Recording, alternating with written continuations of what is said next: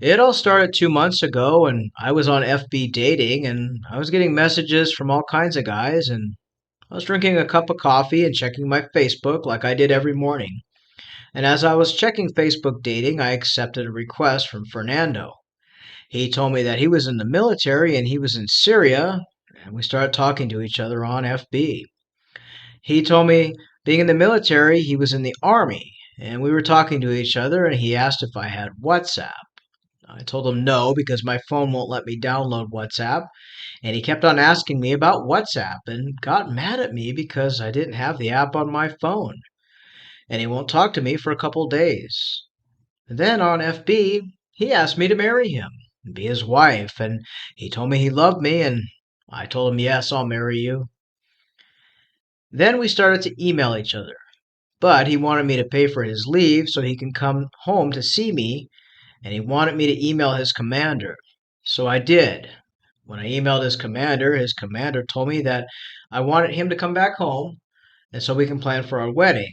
And his commander said that I would need to pay $15,000 for a 6 month leave and that I had 24 hours to pay for his leave. And I didn't pay for his leave to be with him. So he stopped emailing me, and his commander stopped too. That's when I knew I was being scammed. Story number two. I met Frederick on FB. He replied to a comment I made on a crafting page and told me my comment was smart, and he could tell by my comment that I was, quote, a very intelligent woman. I was a bit puzzled by this, as it was literally a comment on how to use a hot glue gun for holiday crafting of cotton balls. He told me he was in Yemen peacekeeping and that he was an orthopedic doctor, but he also was in the army. He told me he switched jobs as he was scheduled to be a surgeon on weekdays and then an army patrolman on the weekends. He said he had been in the army for 20 years and also a doctor, and he was going to retire after this mission and come home to stay. He told me he lived in Houston, Texas, and he had a 10-year-old daughter named Emily who stayed with her teacher while he was deployed. He said he was a widow. His wife died from a liver disease 8 years ago and left him to raise little Emily on his own.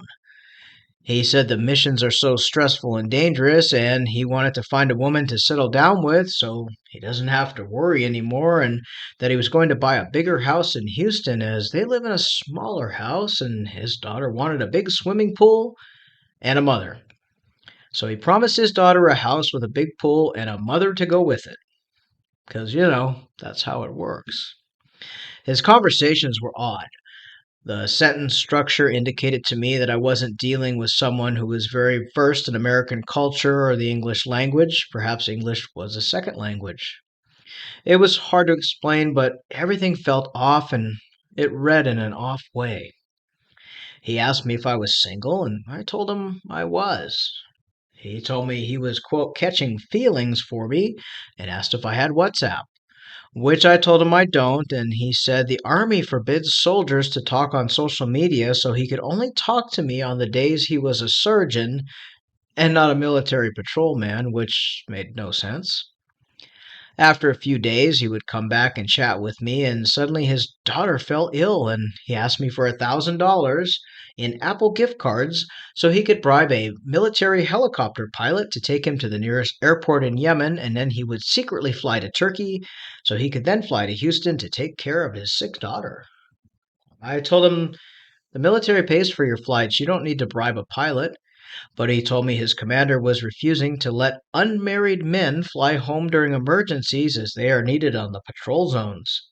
He then gave me an email address of his so called commander, which was at a Gmail, and asked me to let him know that we were somehow married and as a wife I needed my husband home. I played along and did just that. Of course, I received an email from this so called commander telling me I need to pay $3,000 for an emergency leave. I emailed the commander back, telling him it would be cheaper for him to bribe the helicopter pilot as he only wanted $1,000 in Apple gift cards. So thanks but no thanks. Of course, good old Frederick came back to me in Messenger telling me he was in trouble, as I had told his commander I was going to bribe a pilot to get him home, and now he needs to pay his commander hush money of $10,000. He told me to do it via bank transfer, assuming that I would just send the money. I knew this was a ridiculous scam, and I told Frederick I'll inform the military instead about his commander trying to take bribes. Frederick told me to stop wasting his time and playing games, and he blocked me. So much for that big house with the pool and being some imaginary child's mother. Oh well, until next time. We'd like to thank these two ladies for sharing their encounters. After all these years and even decades, military romance scamming is still a thing. Romance scammers pretend to be military men in places like Yemen, Syria, even still in Afghanistan when there is no U.S. military there anymore. They pretend to be stranded or tell you that they need you to pay for their leave or write their commander. In reality, real military men don't need you to write to anyone and they don't need you to pay for anything. If you come across a military profile who's claiming any of this, simply block. They also don't need your gift cards. It's going to be a scammer who's never set foot in the military, let alone in a foreign country peacekeeping.